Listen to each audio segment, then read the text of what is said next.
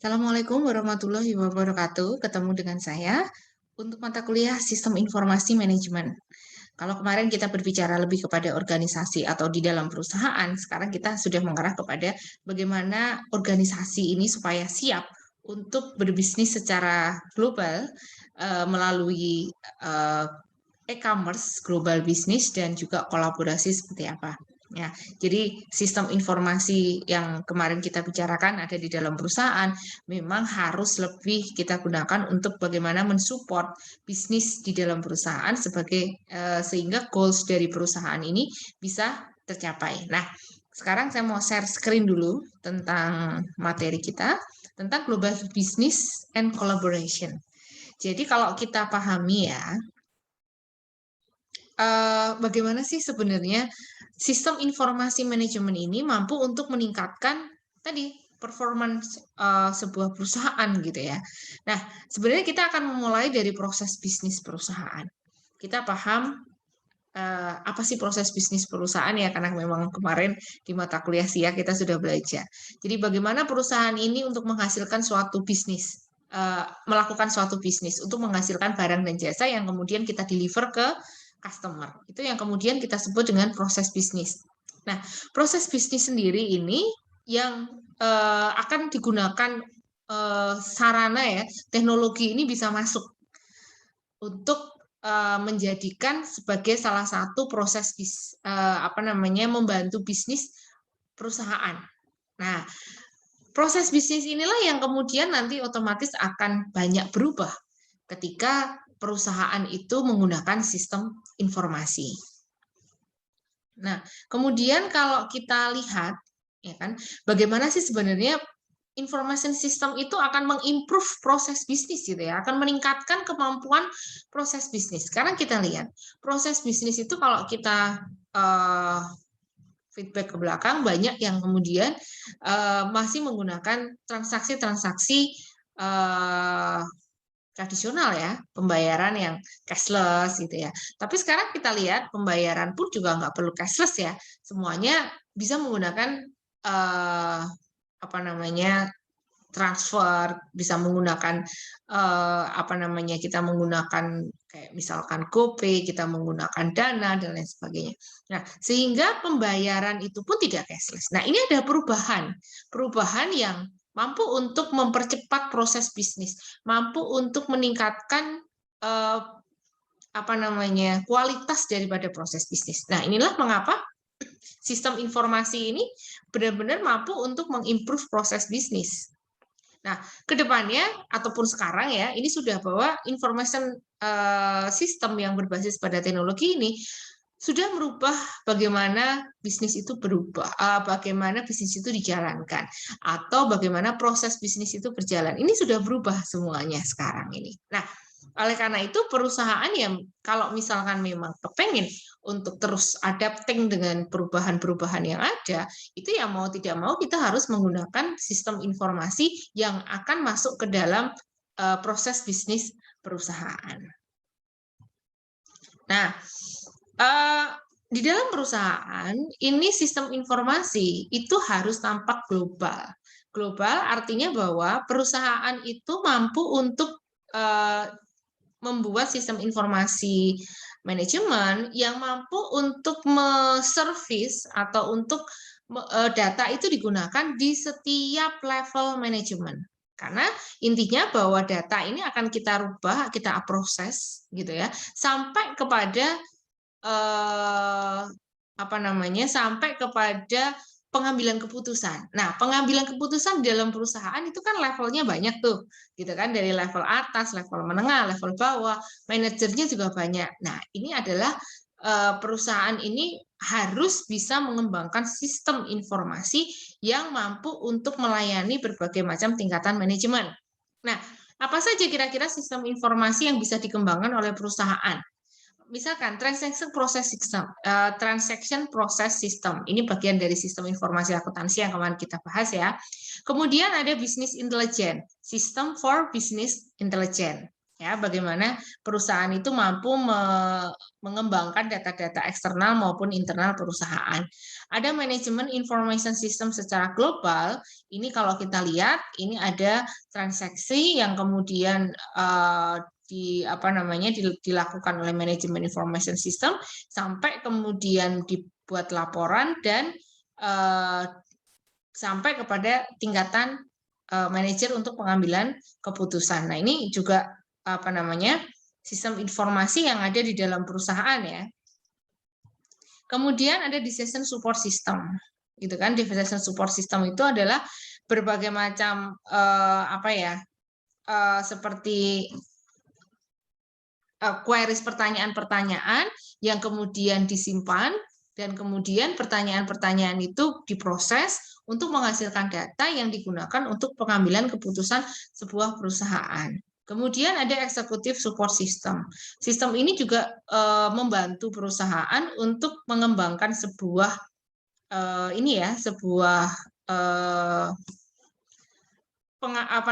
membantu untuk pengambilan sebuah keputusan perusahaan. Ya, jadi executive support system ini khusus untuk membantu para eksekutif. Kita tahu eksekutif itu adalah level top management. Jadi executive support system memang hanya digunakan untuk level eksekutif. Kalau tadi decision support system bisa digunakan pada level manapun. Nah, untuk tingkat operasional ada supply chain management system, customer relationship management system, knowledge management system. Itu nanti akan kita pelajari secara khusus di bab-bab yang akan datang ya. Nah, itu tadi jenis-jenis sistem informasi yang ada di dalam perusahaan. Nah, kalau secara arsitektur ini bentuknya seperti ini perusahaan ya. Ada perusahaan di tingkatan paling bawah, paling atas dan lain sebagainya. Kemudian ada sistem-sistem yang ada di dalam perusahaan, ada supply chain management, kemudian ada customer relationship management, kemudian bagaimana ini akan mensupport ya, bagaimana akan mensupport pengambilan keputusan di tingkat yang lebih tinggi di puncak perusahaan. Nah, kira-kira seperti itu. Kemudian kita beralih nih tentang proses bisnis yang berubah itu menjadi seperti apa sih? Kan gitu kan? Menjadi seperti apa proses bisnis? Tadi kita bilang bahwa proses bisnis berbasiskan teknologi informasi ya, sistem informasi ini mampu merubah proses bisnis. Nah, sekarang proses bisnis ini berubah menjadi seperti apa sih? Kan gitu kan? Nah, kita tahu Anda sering jual beli atau Anda juga jualan atau Anda juga beli melalui elektronik ya. Nah, kalau Anda jual beli melalui elektronik, misalkan Anda beli barang, beli baju, beli kerudung misalkan atau beli makanan. Nah, itu masuk yang namanya e-commerce. Ya, e-commerce itu cuman buying and selling melalui internet. Itu adalah e-commerce. Nah, tetapi kalau yang lebih luas itu namanya e-business. Kalau e-business ini melingkupi pengelolaannya gitu ya. Bagaimana sih buying and selling ini digunakan dengan pengelolaan yang baik gitu ya, yang mengambil keuntungan, ada ilmu manajemen di situ masuk. Nah, ini namanya e-business. Ya, jadi e-commerce itu sebenarnya bagian daripada e-business. Kalau e-business itu adalah tidak hanya sekedar bagaimana selling and buying gitu ya, tetapi lebih pada bagaimana pengelolaan sebuah perusahaan ini supaya selling maupun buying-nya lewat proses e-commerce ini berjalan dengan baik. Nah, kemudian ada juga e-government. E-government itu apa? E-government itu adalah bagaimana hampir seperti e-bisnis, tetapi yang melakukan adalah perusahaan. Ya, jadi bagaimana perusahaan ini menyediakan atau memberikan pelayanannya kepada masyarakat melalui transaksi gitu ya, melalui e-government, melalui e-bisnis ini yang kemudian dengan e-government ini masyarakat bisa terlayani dengan baik, begitu kan? Tidak lupa ada manajemennya, pengelolaannya yang akan dilakukan oleh perusahaan. Nah, yang tren lagi sekarang ini adalah masalah kolaborasi. Nah, kolaborasi ini apa sih? Kolaborasi itu artinya adalah working with the other to achieve share aggressive goal. Ya, ini saya mau cerita nih masalah salah satu disertasi saya ini mengenai collaboration ini. Jadi bagaimana mengenali lingkungan yang seperti ini, UMKM itu akan sangat susah untuk mengembangkan diri yang terkait dengan teknologi informasi karena adanya keterbatasan, berbagai macam keterbatasan, salah satunya adalah biaya. Nah, sebenarnya mereka pengen ini untuk maju masuk ke e-bisnis, tetapi ternyata mereka ada kendala. Nah, salah satunya cara adalah membuat kolaborasi. Ya, mereka bersama-sama untuk mengembangkan e-bisnis secara bersama-sama melalui sebuah platform bisnis yang bisa menyediakan mereka untuk berkolaborasi. Nah, kolaborasi di zaman sekarang ini memang penting sekali. Jadi kita tidak lagi harus mempunyai begitu banyak begitu banyak source, ya, tetapi kita bisa melakukan bisnis dengan baik. Kalau Anda sering transaksi lewat Tokopedia atau lewat itu adalah juga jenis kolaborasi ya untuk mengembangkan pangsa pasar yang ada di masyarakat. Jadi UKM-UKM yang dulu tidak punya pangsa pasar yang cukup luas dengan adanya Tokopedia, mereka bisa membuat market share yang sangat luas. Nah, ini salah satu contoh bagaimana membuat sebuah kolaborasi. Nah, kolaborasi ini bisa seperti yang tadi saya bilangkan, tetapi internal perusahaan pun juga bisa melakukan kolaborasi, gitu ya. Antar karyawan mereka berkolaborasi dalam sebuah tim untuk menghasilkan sesuatu hasil pekerjaan yang bagus. Nah, ini juga sebenarnya adalah kolaborasi, gitu kan? Nah, maka oleh karena itu kolaborasi tidak hanya dengan eksternal, tetapi juga internal itu juga melakukan kolaborasi sebuah teamwork. Maka ini important ini atau penting sekali untuk konsep bisnis sekarang ini. Jadi kalau kita lihat kolaborasi dan teamwork ini ternyata berhasil untuk merubah pola kerja, merubah profesionalisme kerja, bahkan merubah perusahaan, merubah skop daripada perusahaan, lebih meningkatkan inovasi gitu ya. Kemudian culture kerja juga berubah. Nah, ini perubahan-perubahan akibat adanya kolaborasi. Nah, yang tren sekarang ini adalah juga sosial bisnis. Sosial bisnis ini menggunakan network platform ya. Jadi bisnis kita menggunakan network platform. Jadi kalau kita buka kayak Facebook tuh ya, di situ ada platform bisnisnya yang menggunakan sosial bisnisnya ya. Jadi bisnis yang menggunakan Facebook, Twitter atau WA gitu kan. Nah, ini bisa dilakukan atau kombinasi antara Facebook, Instagram, kemudian juga WA gitu kan biasanya. Nah, ini sosial bisnis. Artinya kita menggunakan platform media sosial untuk melakukan sebuah bisnis dan itu memang sudah platform-platform sosial media itu sudah membuka bagaimana mereka untuk melakukan sosial bisnis ya.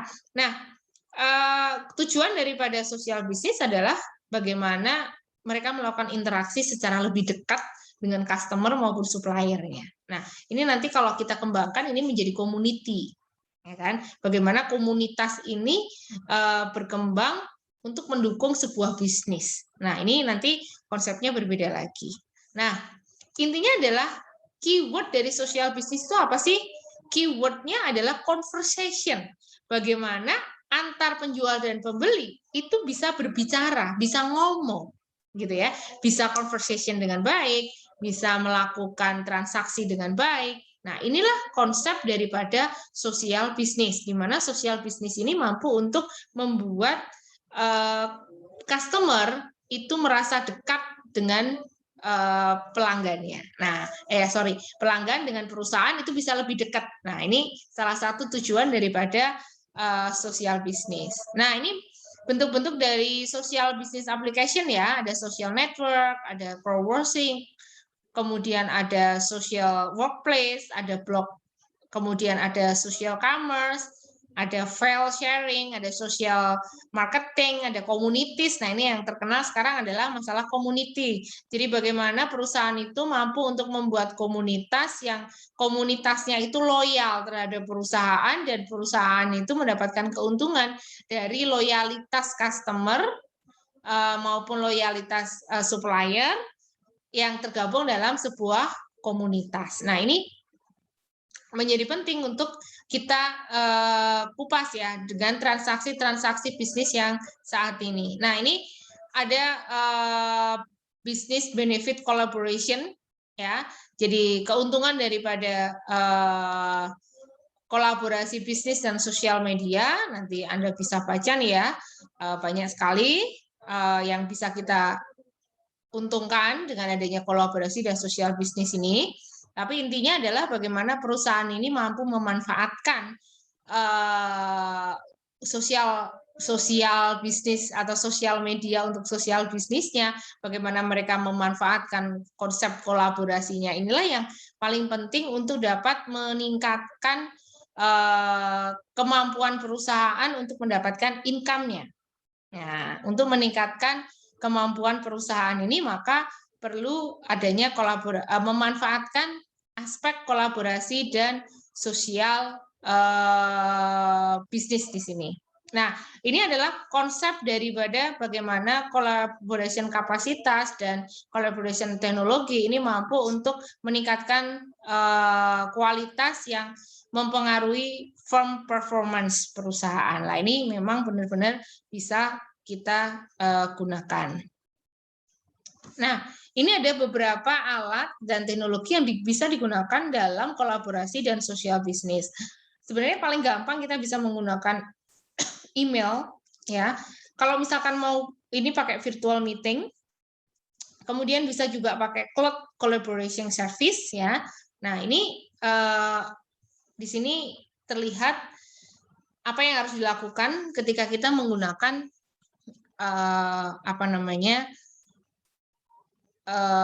pertemuan yang bagaimana, misalkan sesama waktu dan sesama tempat, itu kita bisa face to face ya. Kalau sesama tempat tapi beda waktu bagaimana? Nah, ini ada di sini. Nah, nanti kita silakan untuk kita baca dan kita diskusikan ya. Kemudian sistem di dalam perusahaan itu fungsi-fungsinya apa sih gitu ya. Biasanya sistem informasi yang di dalam perusahaan itu akan dikelola oleh information system department. Ya, jadi ada departemen sendiri yang menjalankan sistem informasi. Kemudian ada programmer, ini adalah orang yang spesialis untuk software yang digunakan. Kemudian ada analis, ada information system, ya kan? Kemudian ini ada beberapa orang yang bekerja untuk mengembangkan information system. Ada misalkan CEO, Chief Information Officer, dia yang menangani sistem informasi yang ada di dalam perusahaan. Ada Chief Security Officer, dia khusus untuk menangani data-data perusahaan, keamanan data-data perusahaan. Kemudian ada Chief Privacy Officer, bagaimana menangani accessing data-data yang terkait dengan hukum, gitu ya. Ada Chief Knowledge Officer, ini bagaimana manajemen program ini mengurusi tentang knowledge atau tentang informasi-informasi dari manajemen program. Kemudian ada CDU, itu adalah bagaimana perusahaan ini menggunakan data-datanya dengan benar, gitu ya, mengelola datanya dengan benar. Kemudian terakhir adalah end user, itu siapa yang menggunakan sistem informasi yang ada di dalam perusahaan. Nah, saya kira itu sedikit materi yang kita sampaikan.